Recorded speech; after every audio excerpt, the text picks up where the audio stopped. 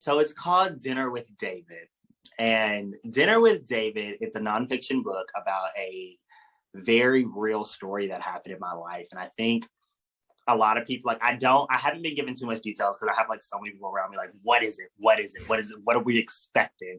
And I'm just kind of sitting back like, y'all, I can't really explain it. Like, you have to really read it because it's one of those stories that kind of just takes you by surprise. But it really takes a story of lies, manipulation, heartbreak, and betrayal, and turns it into like, you know, something that you never would have thought. And you're just kind of sitting there like, whoa, the entire time.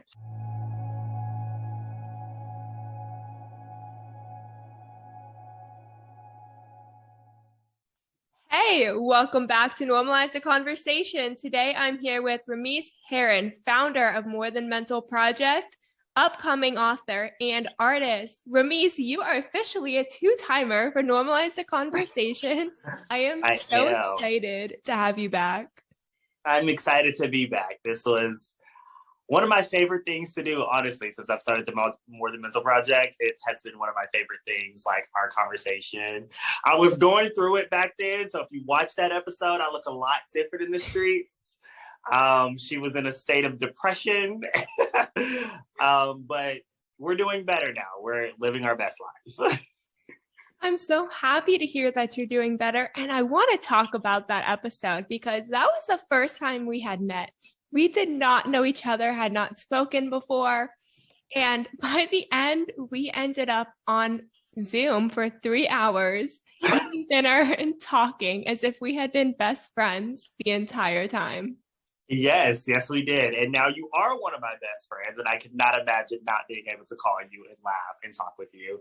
But yeah, after that, we literally spent 3 hours on the phone. I literally took you up to my job at the time, which I no longer work at. But I took you up there because I wanted a pretzel because my job sold the best pretzels, and you were making dinner, and we talked about, you know, access and mental health. We talked about our own mental health. We talked about struggle and just life, and it was the most amazing things and how we could help each other. And you have been a huge supporter of the More Than Mental Project, and the More Than Mental Project has been a huge supporter of inspiring my generation, and we just love it. We love you guys, and we love you. We love you. I love you. And I am just, that was such like a serendipitous meeting and friendship that came out of a simple conversation hoping to normalize mental health. And we don't realize that by having these conversations, we can connect on such deeper levels. And if we never had a conversation on mental health, we probably never would have connected. And who would I FaceTime when I'm having a bad day? Great question, because same. And it's so crazy when I think about that episode is the fact that, like, I remember us trying to get in that episode for so long, and I just kept like canceling and rescheduling and moving it around because I just was not in the headspace to do it. And finally, like, after a very, very bad night, like, I woke up the next morning and I was getting ready to cancel once again. And I was like, if you just get it out the way, you won't have to cancel again. So I threw on the literal, like I said, the worst outfit I probably could have found, which was like hoodie, like a flannel over it, and like a beanie, and was like, let's do this. And you pushed through it and you did it. And that's an amazing step when you're in such a dark place where you don't want to do anything. You don't want to talk to anyone. You don't want to have to sit there and share your mental health story with a complete stranger and just relive that moment that you're in kind of over and over again. But you showed up for yourself. And that is so powerful. It's important that we do show up for ourselves. I'm finding that out a lot, especially recently in my life, that showing up for me has to be the most important thing, because I am a person who is known to show up for everybody. I'm a person who is known for just who I am. Who can you call on? I'll just call Ramese. He'll be there. Call Ramese. He'll take care of it. Call Ramese. And I will. But I don't show up for myself like that. Like, a lot of times, like, I will show up for any and everybody in my life. But when it comes down to me, it's very hard for me to show up, because I'm like, a lot of times I felt like I didn't deserve to be shown up for, which was like a whole thing that I'm like rediscovering and peeling back layers. And I'm pretty sure we'll get into it in this conversation. But yeah, it's been quite a journey, I will say, since the last time we spoke. I think I am in such a different place, such a different space, and literal, like mentally and physically in a different space. Last time we talked, I was sharing a 2-bedroom with my mother, which was not a bad thing for me. I was okay with it. I was, living my best life. And now I'm sitting here in my own like 3-bedroom apartment. Like one of them is my office, one of them my dog room, and I've adopted 2 most amazing dogs. They have been the most incredible things for me. And okay. And the light went out. And my ring light went out. Great. But thankfully I have a giant window that gives me perfect lighting. But no, I adopted 2 incredible dogs, and they are literally my lifesavers, and I would not imagine my life without them, like, whatsoever. So first of all, to have a front row seat at how far you've come over the past year. Well, for us right now, it hasn't been a full year. It's been probably 8 months, but when this comes out, it'll be a full year since we connected. Yes. And to have a front row seat at all of it. I remember you were at a point where you were talking about checking into a behavioral health facility, into a psych ward, and how that was something that you have found a lot of comfort and help in. Mm-hmm. And going through the motions over and over again to now at this point where you are relaunching More Than Mental Project, you have completely changed it back into its initial goals and your passion. And to see you come full circle from that point of, I don't know where I am and I feel lost, to I'm an upcoming author. I am writing a book. It's getting ready to come out. I have just changed everything and I'm back on track and everything is great. Has been. Well, depending on when this comes out, it may already be out at that time. When does this come out? March. Oh yeah, it'll be out. This will be out by then. So definitely. So edit, not upcoming author. Official author. Official author, like straight up. I am so proud of you. But before we jump in and I make you tell us all about this new direction and the book, how are you really? Oh my God. Honestly, today and where I am right now, I am honestly so good. I have days, I have struggles, like a couple days ago, I called you literally about to lose it. But the thing about it is when I'm in those moments, I find myself a lot better at understanding and trying to figure out where it's coming from, trying to identify and take accountability and acknowledge things that I need to acknowledge. And like, okay, how much of this was self-inflicted? How much of this was outside world? How much of this was lies in my head that my anxiety has filled?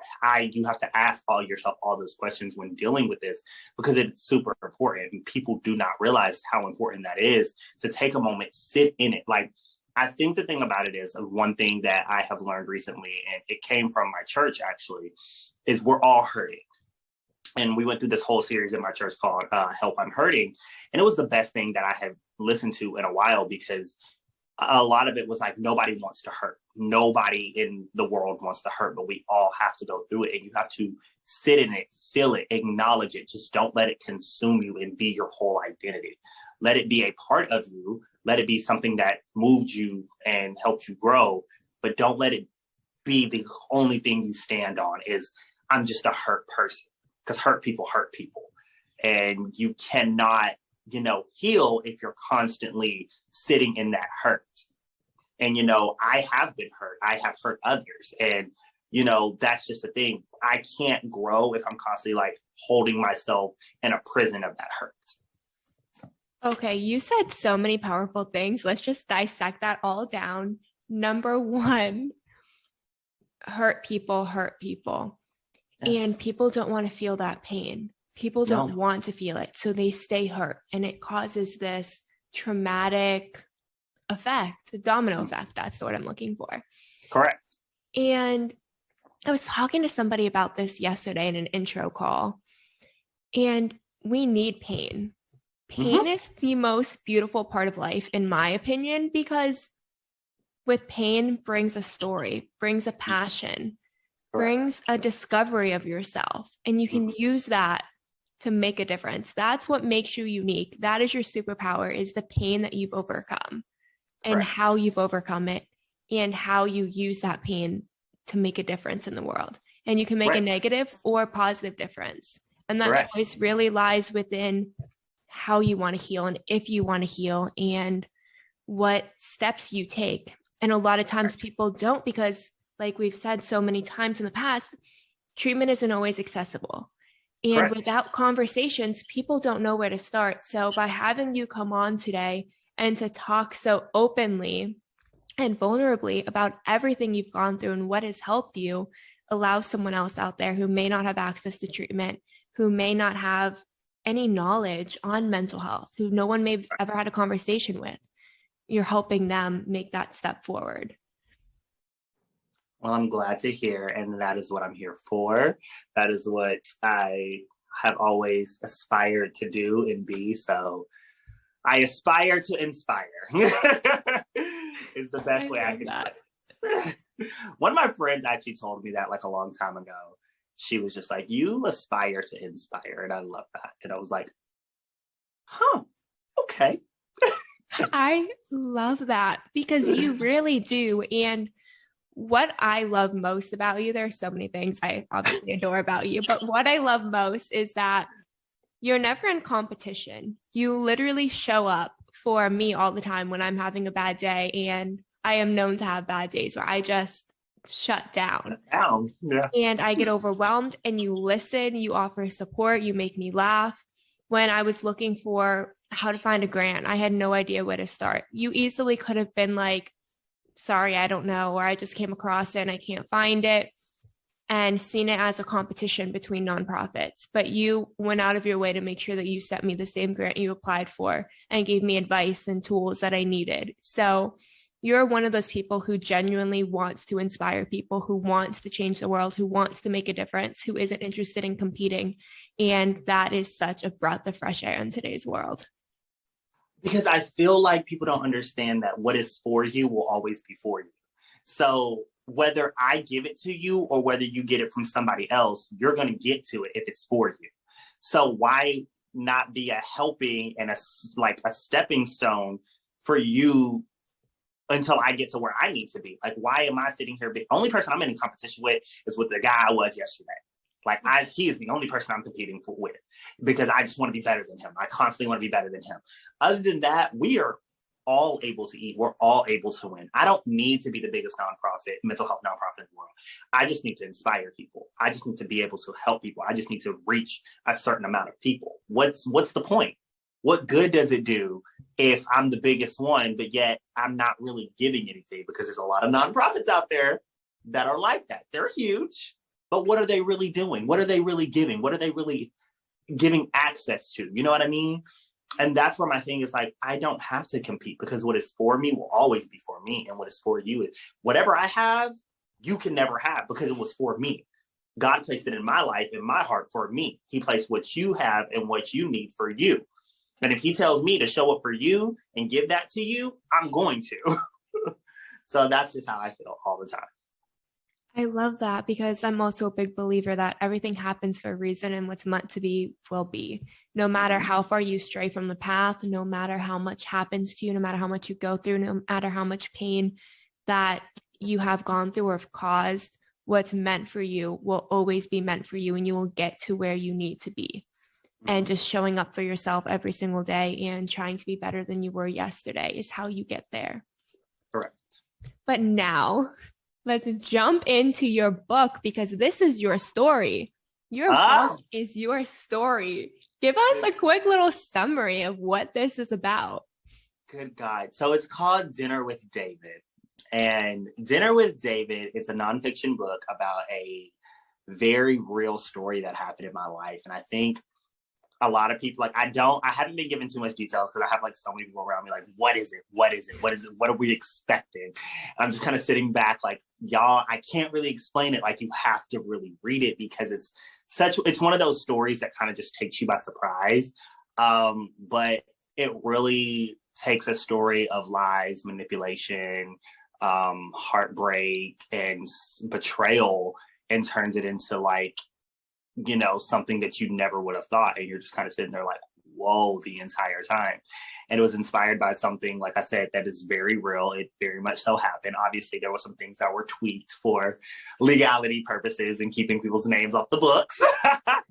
But for the most part, like, everything is like really spot on. And I like, a lot of people don't even know this happened, except for the people who were in it. And a lot of people who are in it and who read it are going to be like, whoa, I know what he's talking about. And to the rest of the world, it's going to be like, oh, that's crazy. That's insane. But to people who are in it, they're going to be like, whoa, like, it's going to take them there. They're going to like really like, it's going to take them back for a second, but it's going to be good, because I think it's going to be a good healing for a lot of people to understand what exactly happened in this moment. And I'm really one of the only people who know what was happening in this moment.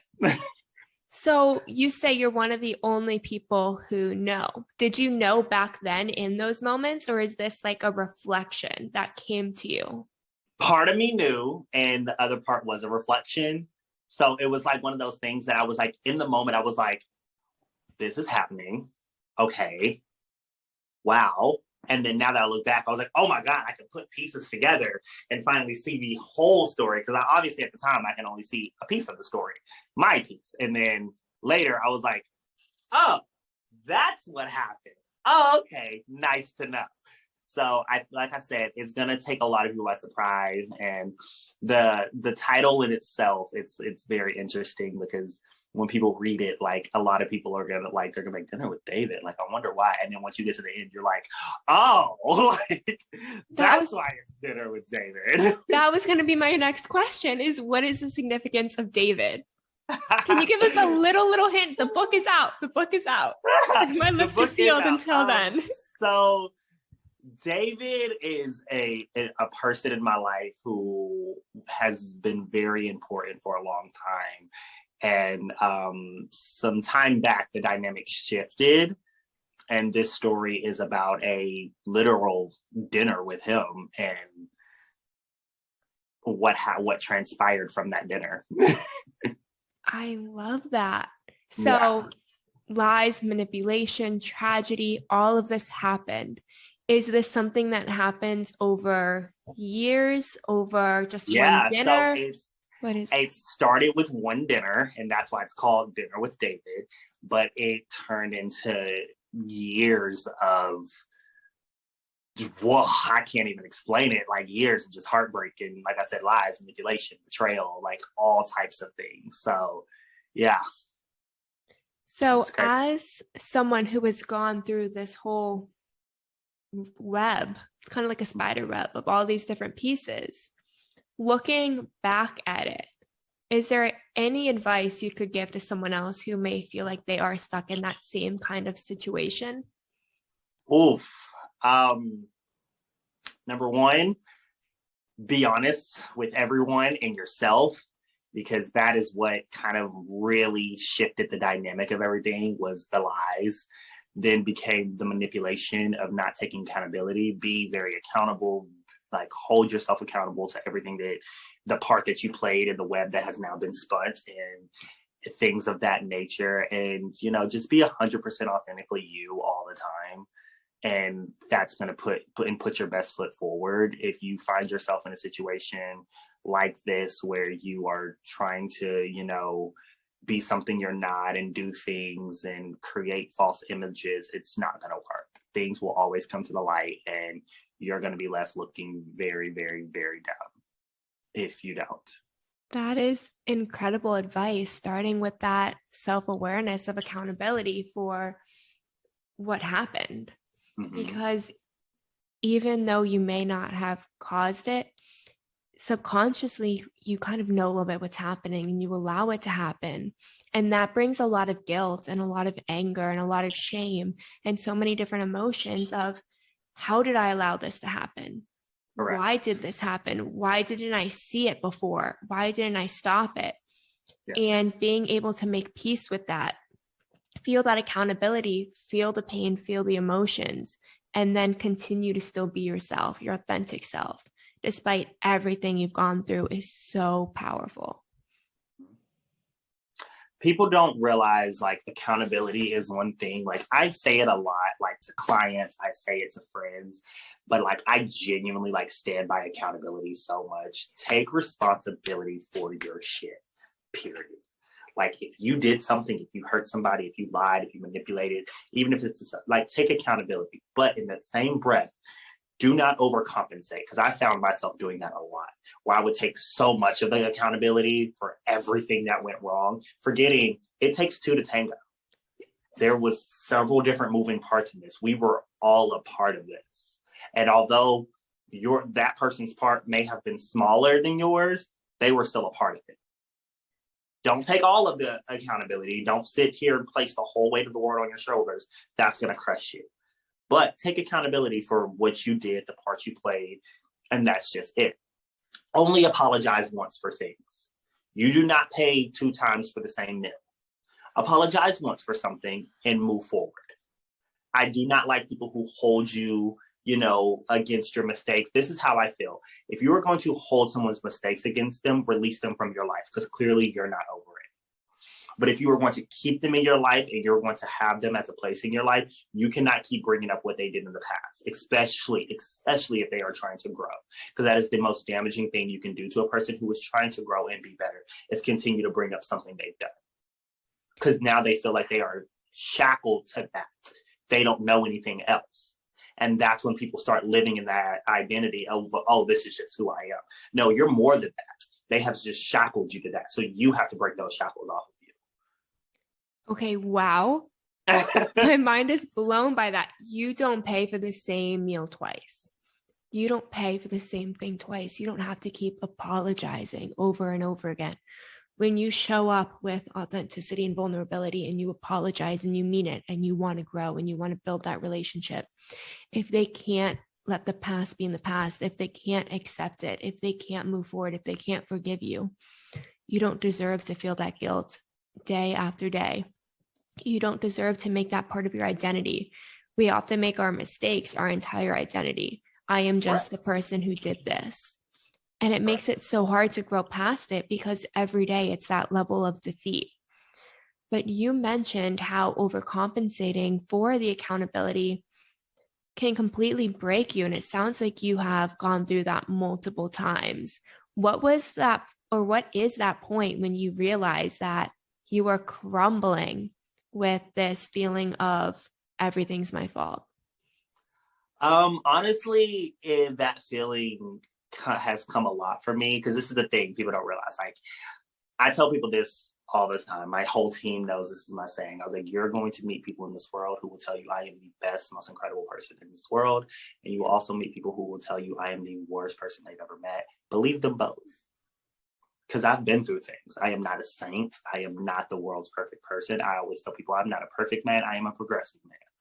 I do not sit here and pretend to be something that I'm not. I am not holier than thou. I've made my mistakes. I've done my lies. I've done my manipulation. I put people through the freaking ringer. Like the person that I was, like you met me even 2 years ago. I'm a completely different person. 4 years ago, and the timeline just continues. And the more I keep going, the more I grow. But there was this time where I started to place, like when I started to want to change, I started to place all the guilt and shame on me from everything that had happened in the past years. And it became such a thing of like, I'll never amount to anything, because like people are always going to know me by my mistakes. And it's like, yeah, a lot of people will know you by your mistakes, but a lot more people will know you by your greatness, by your love, by your patience, by your caring, by the promises you kept, by the accountability you took, by, all of that stuff. And even some people you did make mistakes to, they'll recognize that, like, he has grown, he has changed, he has moved forward. And it's all up to you to make sure your healing is for you and not for anybody else. Don't do it because you want these people to see a new you, because you want to be forgiven. Forgive yourself. Heal from you from within, because you glow differently and you show up differently when you're doing that. I realized just yesterday, I called 2 friends who are photographers. Was like, I want to do a photo shoot because I feel like I need to like redeem myself from the last photo shoot. I just don't feel like I was at my best, yada, yada, yada. I was going through all these emotions. I was like, I need to show people I'm better than this. like not even halfway through the photo shoot, I was sitting there, we were taking them and the photos were coming out great. They were showing me. And I was like, I just realized like, I'm not doing this for anybody else. I'm doing this for me. Like, I don't need these pictures to validate. Nobody needs to validate me. I need to validate me. My validation comes from me and God. And that is all I need. Everybody else, sorry, your opinion is invalid. Yeah. Seek connection, not validation from others. Correct. So when it comes down to that point of holding yourself accountable, you have to make sure you disperse it evenly as well. And if other people don't want to take accountability for their actions, that is fine. Just take accountability for the part you did, and that is it. That's all. Other than that, break free of it. The honesty that you've showed in this response is incredible, because we all do make mistakes. We are all going to be the villain in someone else's story. The important piece is not to be the villain in our own story. There are so many people who we have hurt along the way, not always intentional. Yes. Not always intentional. And I think people think that everything they do is intentional. And if someone hurt me, they meant to hurt me. Yeah. And that's what we've been talking about lately, though, is intention versus impact. It's that intention part. It was like you had good intentions, but your impact was negative. So that's what people remember, is that impact. They don't remember the intention. They remember the impact. So you have to take accountability for the impact, not the intention. Exactly. And also allow yourself to celebrate the intention that you had, because the intention, like you said, isn't bad. And it just, the way you went about it may have caused a negative impact, but it doesn't mean you have to remove the intention. It doesn't mean you can't accomplish what you set out to accomplish. Just learn a different way, because we will make mistakes. We will take one step forward and 10 steps back sometimes, and that is okay. So now tell us about, well, first of all, I want to go back to this book, because I didn't know you were writing a book, and you FaceTimed me and said, I just wrote a book and it's getting ready to come out. And I was like, wait, what? Take me through the writing process, because I did not get to experience this with you. Why did you write it? How did it go? The only person who experienced this writing process with me was my mentor, John Nielsen. Shout out to you. You are the most incredible guy I've ever met. I love you. Thank you. But he is one of my greatest friends. He was my yearbook and journalism teacher back in high school. And he was a guy who has literally like helped me shape the course of my life. He watched me go through the ups, the downs, and be a whole new person all in one. But he's the only person who joined me in this writing process, because like I said, he has a journalism degree and he had a lot of knowledge that I needed. But when I did this, I decided to go under. For me, it was a tunnel vision season, and I had to go underground, and I had to shut off the world, and I needed to do things for me. And one of those things was 2 years ago now, I wrote a book, and it was called The Fine Line Between, and I was getting ready to release. Everything was ready to set. Well, a publishing company that I was working with at the time decided to take the whole manuscript and say, if you want it back, you owe us a crazy amount of money. And I had no other copies of it, unfortunately. It was just that one I had submitted, and I literally could not find another copy anywhere to just try to redo it. So I was very heartbroken. And that's actually where the More Than Mental Project started, from that book. Little do people know, I wrote a book, and the brain logo that was on the book, because it was a book about mental health, and the brain logo sat with me so well, we built a whole nonprofit around it. It was crazy. So fast forward to this year, when I went through one of the worst times of my life, I decided to go back under and go in tunnel vision. And I texted my mentor, and I was like, I'm going to write another book. And he was like, okay, like, let me know what I can do. So like I threw up a Word doc. I added him as a thing, and I would go in and write. He'd go in, edit. And we just go back and forth. And here we are. And I finished up like the weekend that I had called you, and I was like, I just finished my book. And like, I remember telling a lot of people that. They were like, excuse me, what? And I was like, and I would like pull up the doc, and I wouldn't let anybody read it. I would just kind of scroll, and they were like, you wrote a whole book? I was like, yeah, I wrote a whole book. And it was just like one of those moments that everybody was like, tell us more. And I was like, no, I'm okay. I know. You've been so tight-lipped about it. Look, the one thing that I have learned is do your stuff in silence and then just pop out one day like, here it is, and then move on. Because the whole like preparing people to drop and be like, oh my God, coming soon. Like, no one cares. No one cares. Unless you're a celebrity, no one cares. So I don't have time to do the whole, oh my God, coming soon, guy. Like, no, my close people know. And by the time this comes out, the world will know. But until then, I don't care enough. Like, I wrote this book for me. I wrote this book to get out a story that I felt like needed to be told. And a lot of people a light will shine differently on a lot of people and a lot of things. And I'm shining a negative light on myself for the first time in the part that I played in this whole thing. And I think that's what's going to take people by surprise is like, I'm not shying away from myself. I'm shining as much negative light as I'm shining on everybody else. It's one shining on me too. I am not a saint in this. We all had our hand in this. We're all going to sit, like, we're going to jump off the bridge together, like type of thing. We're going to hold hands and we're all going to go into this together because, and like I said, everybody who is a part of this, I've already called and acknowledged and been like, hey, this is happening. We need to talk. And I've had full conversations with everybody involved and everybody understands and we're all like on the same page. And I'm like, cool. As long as y'all know, this is what's happening. I'm not shining a negative light on just one person. I'm shining a negative light on all of us. Negative and positive. I was like, because, you know, we all had growth in the story. I was like, but we did start off as villains to each other. Okay. Wow. I feel like that's just the word of today. I am so incredibly proud of you because it takes so much strength to admit when you make a mistake. Oh, yeah. And then to want to admit it to the world in a book that shows everything you've gone through, the part you've played, and how far you have come since those days is so powerful. And that's the story we need to hear. There are so many stories about all the good things, about everything we've accomplished, about how far we've come, and only the good light.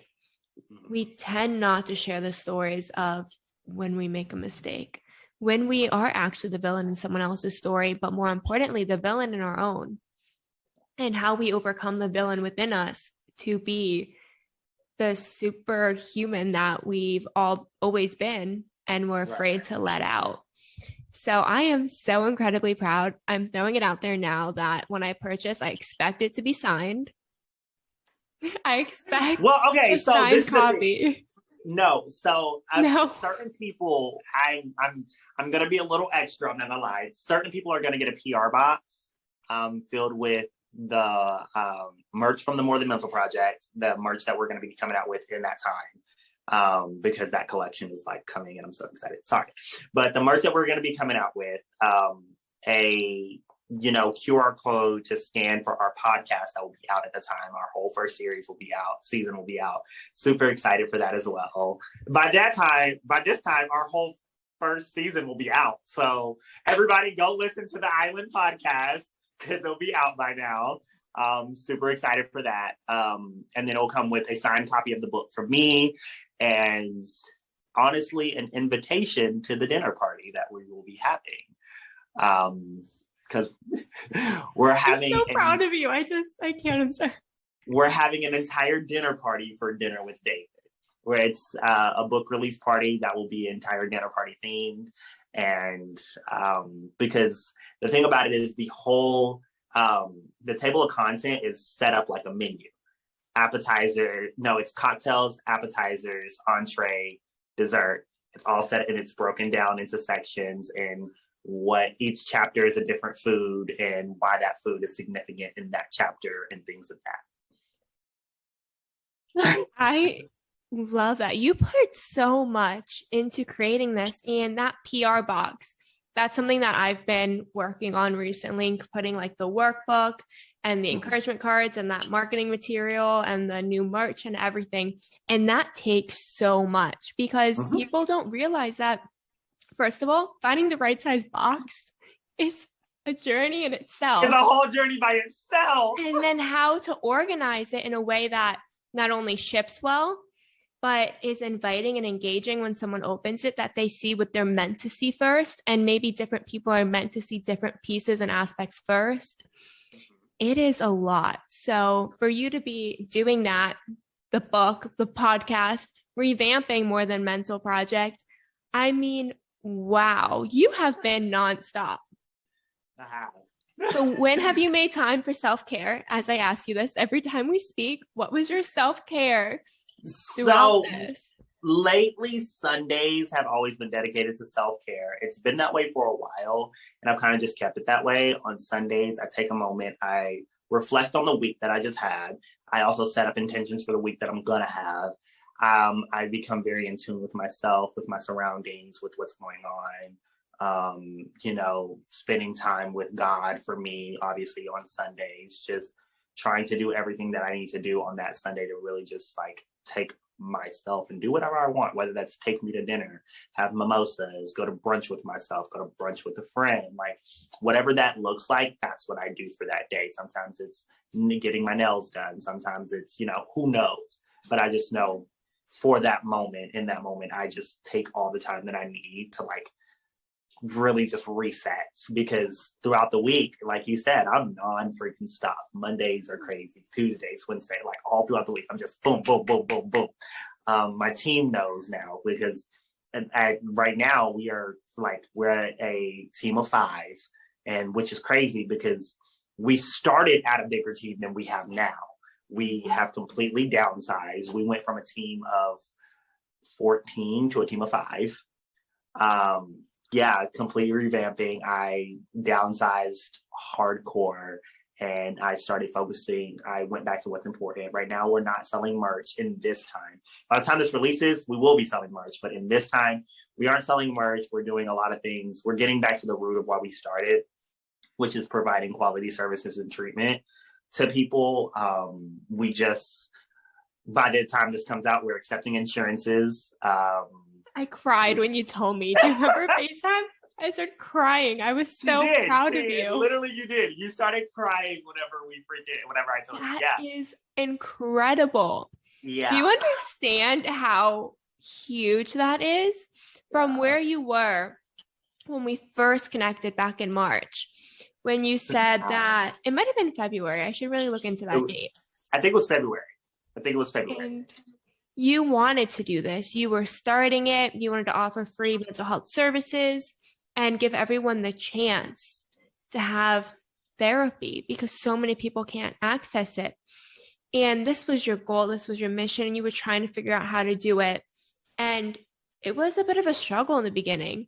But to see you get all the way here, I cannot possibly be more excited and proud of you, and I've said this so many times, but getting to witness this from that day where you were trying so hard to get to that point, and you were starting to burn out, to that point where you're there and you've gone through that burnout a million times over, and you're still standing and still pushing, and so much bright light. You're like my sunshine now. Well, thank you. But no, you will always be my sunshine. But no, I tell the best thing I could have done, and the worst thing that has ever happened to me, was take a almost 3-month hiatus off of everything. I went through one of the most difficult times of my life, one of the most important people in my life. Me and him went through a very rocky point, and it was incredibly hard, and it was very eye-opening for me though. And he was my inspiration. Actually, I'm not even gonna say what, still is. He is an inspiration in me. He pushed me, and he gave me things that, I always wanted, but I had to realize I had to start giving them to myself. And so with, him not necessarily walking out of my life, because we're still very much so in each other's life, just not in the capacity that we were, which every day I'm starting to realize is more and more okay. But that right there was a very big wake up call for me. Like, I have always prioritized other people and, put other people's needs before mine. And it was in that moment that I was like, all right, Ramese, what do you need? What do you want? How are you? Like, if this person is not here, how are you still going to show up for you? Stop making your identity wrapped around these people and these things and things that will, like, you know, will ultimately one day may change. So it was in that moment, like I said, it was the hardest time of my life, but the most eye-opening. And I tell everybody, I'm not happy I went through it. I'm grateful. Being grateful for such a hard time shows how much you've grown, but also how much you do aspire to inspire, because we tend to be so bitter about the hard times. I still have times where I look back at things and situations and people in my life who didn't notice what they were doing, didn't notice what I was going through, and I get a little angry. And learning to be grateful for all of that has been the hardest journey of my life. And you've done it so quickly, so elegantly. And recognizing that you needed to take a break. A 3-month break is a lot. And I remember you texting me during that, and you were so lost. And taking a break when you feel lost is the hardest thing in the world, because that's a moment where you so badly want to figure it out. You don't want to give up. Then you start to attach your identity to that and what your next step is. And to recognize that you needed that break is incredible. And now you incorporate that every week into a Sunday where you take care of yourself, where you continuously show up for yourself. Last Sunday, you went for a walk in the park. I wanted to pretend like your self-care was talking to me, but it was that moment in the park, that fresh air.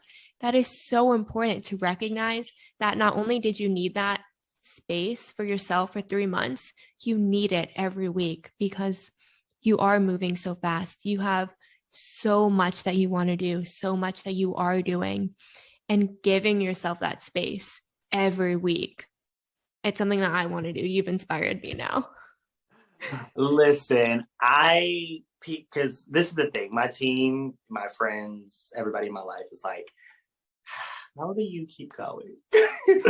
And because it's the More Than Mental Project. It's my studio kids when I'm teaching. It's, like you said, building podcasts, getting in schools, starting insurance accepting, working on the website, doing the Instagram, making sure my clients are taken care of, because that's also a part of being a social worker.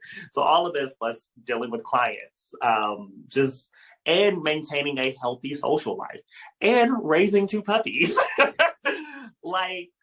People are like, what time do you have in your day that I don't? I was like, none. I'm just very intentional with it.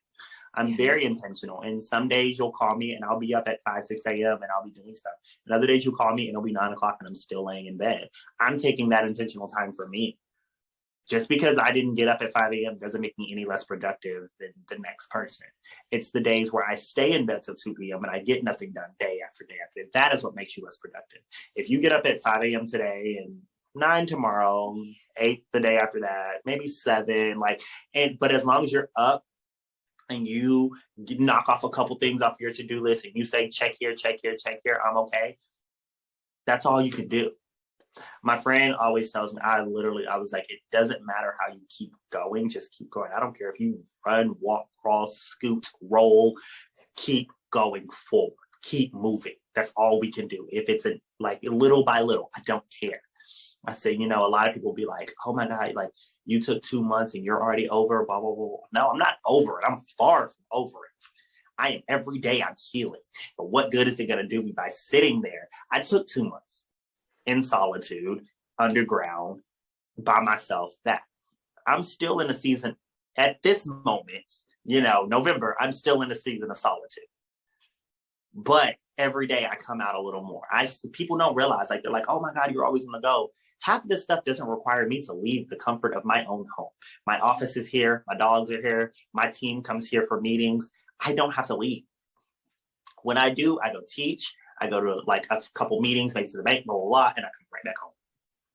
I spend time with myself. I'm very intentional with my time, and I understand what needs to be done. I set out my priorities and my to-do list. If you look at my journal, it looks like chicken scratch to everybody else, but to me, it makes sense. And, even my team had has to get me sometimes reorganized because my brain is like rapid fire going. I will go from choreography to, oh my God, we have to set up this event, to, oh my God, I need to call this person for insurance, and back to choreography. And my team has to just like jump on for the ride and be like, where is he going next? And figure out which stop is theirs as the directors of each. But I love them so much. They are the most incredible team I've ever had. And that's not like, you know, taking shots at anybody who was a part of my team. I think everybody who has joined me on this journey is incredible. And some of them I would love to have back when the time is right. But as of right now, the team that we have now is perfect for what we're doing. You are, I mean, wow, again, doing everything with intention is so important. Getting up at 5 a.m. with no intention does not, again, make you more productive than someone who got up at 2 p.m. with intention, who took that time for self-care and now has a plan. Doing things with intention is even self-care. Self-care itself is not the power. The power comes in the intention for the self-care. Right. The power is always in what your intention is and how you are taking it moment by moment and doing everything you can within that moment to show up for yourself, to show up for others, to show up for your organization, to show up for the kids, constantly being there, even when you're still at that point of solitude, when you're at that point of pain, you're still showing up no matter what time of day it is. Right. And see, that's what people don't realize is the fact that like, even now I have days where I simply don't want to get up to let my dogs out. But if I don't show up for them, they're going to piss and poop in my house. And then there's that. And who can I blame for that? Me, for not getting up. So it's like, people don't realize, like, I even am still showing up for those little things. But at the end of the day, I have to show up for myself. And sometimes right after I take them out, I come right back in and I let them kind of roam the house. And I go back in bed. And if they want to come lay with me, they can. But if they want to roam, like, they can. Like, I just kind of, everything is for me. Like this morning when I woke up, I got up, I took them out, I did their whole thing. And, you know, then I got dressed and I got ready for this. But like, while I was in the bathroom, I was also taking moments for me. I was doing my, you know, morning gratitude. Like, what am I thankful for today? I'm thankful for literally the breath of life. Today was not promised. I'm thankful for the little things. I have a roof over my head. I have food in my refrigerator, like the very little things. I have a You're talking to me. Yeah, literally, I get to talk to Francesca today. Like, but like, I have a loving family. I have a wonderful team. I have all of that, like, surrounding me. I'm grateful. After that, you know, I set my intentions for the day. Today will be good. I will walk in the light, blah, blah, blah, blah. I do my self-love. I do my affirmations, whatever I need. And, you know, I remember first starting it and everything seemed so weird, like doing an affirmation in the morning, like, I want this and blah, blah, blah. You're like, this feels weird. Or like, look at yourself in the mirror and be like, you are deserving of love. Like, are you? You start questioning yourself at first and you're not used to that. But now I'm to a point where I can do these things and I like take that time. And like, even when I feel like I look a hot mess. Actually, 2 days ago, I felt like I looked a hot freaking mess.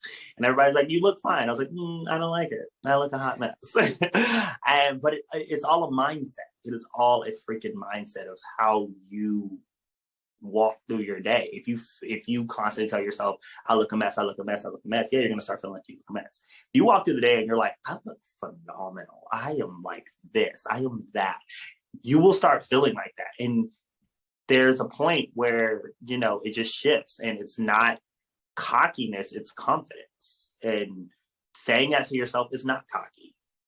It's self-love. Like I'm deserving, I'm loved, I'm beautiful inside and out, I'm enough, I'm more than enough, I'm abundantly enough. Like I say things like that now and I am abundantly enough. Like, cause I went from thinking like I was never enough and that I would have I went from a point in my life to think in order for people to love me, I had to have the most expensive things. I had to take all of my friends on the most expensive trips. I had to dress them in decadence and we all had to be very bougie and upscale. And I went from those moments to like, no, me, I'm enough. Just me. Strip away everything else. I am enough. I am loving. I'm caring. I'm freaking hilarious. Like all of those things, like you have to like sit in that and understand. And that's the thing is like, I acknowledge who I am. I am the most caring, shady person you'll ever meet in your life. And that is just how I can describe myself. I am caring, but I'm also shady boots. Like, I'm going to say, but I'm not shady in the way where I'm talking behind your back. I'm shady in the way where I'll say it to your face and be like, didn't you say you were blah, blah, blah, blah, blah, and you were trying to get your life together? I'm that shady accountable friend. I am going to hold you accountable in the shadiest way possible. So you are that I think person. that's just, you said what? You are that person. Because you have to have a friend like that, though. That accountability, because some people are just not good at accountability. I will be your accountability partner. Didn't you say you weren't drinking? Why are we here? Didn't you say you were going to stop texting him? Why are we texting him? Because the thing about it is, I'm not going to stop you at all. I'm going to hold you accountable, and I'm going to call out your actions. So that way later you can be like, oh my God, why didn't you say something? I did. It was on you. You're a grown-up. Take accountability. Exactly. So yeah. So we are starting to run low on time. So we're going to do a rapid fire question real quick. Are you ready? Yes. Favorite affirmation? I do not chase. I attract anything that belongs to me will simply find me. Love that. Favorite coping mechanism?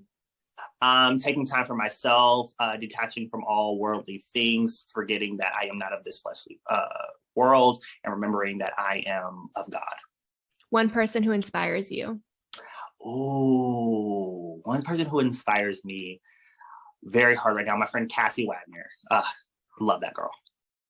That's so sweet. If you could do any one thing to change the world, what would it be? If I could do one thing to change the world, I would literally provide free mental health access everywhere. Like, not even in this country, just literally everywhere. If people were to talk, feel like creating safe spaces everywhere. Quick elevator pitch on why someone should listen to your podcast. Real, authentic, funny, and just a good time on Thirsty Thursdays. I love that. Why should someone read your book? If you ever want to take a moment of self-reflection and look within, you should read my book. In one sentence, if you could say one thing to someone who is struggling, what would it be? You are loved. You are enough. You are never alone. And we are not here to fix you. We are here to help you. What are you most proud of in your journey so far?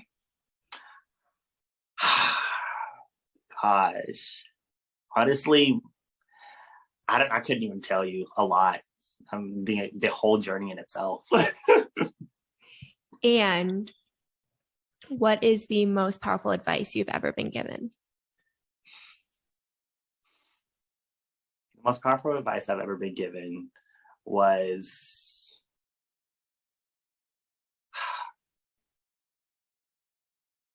honestly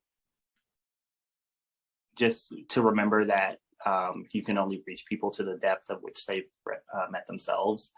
And no matter what, like, you can only help somebody so much, and somebody can only help you so much before it's time for you to start helping yourself.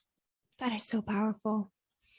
And tell us a little bit more about More Than Mental Project and how someone can connect with you and learn more.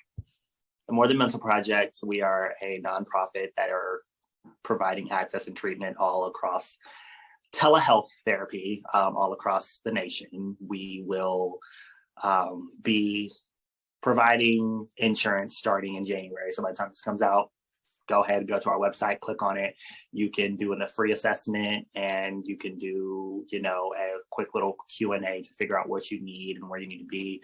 And if you don't need that type of help, you can also just join our live chat with trained specialists who will just talk you through situations and just be there for you when whatever capacity you need. Website link? www.morethanmentalproject.com. Instagram handle? @morethanmentalproject.com. @morethanmentalproject. Love it. Thank you so much for joining me today. Oh, real quick. How can someone find your podcast? And how can they buy your book? Both. So the book will be sold on Amazon. It's being sold on Amazon and probably in a few stores. Still working out those kinks, so I'm not really sure yet, but Amazon, we know for sure. Podcasts, Spotify, Apple Music, and we have a video version where you'll see me and the guests that we have on the island sipping drinks and talking, and you can watch us talk about what we're talking about. It's a visual on YouTube. Ramese, my love, thank you so much for joining me today, for showing up for all of us. You're amazing. Thank you for having me. As always, it was a pleasure. I enjoy it every time. You are incredible, and I love you dearly.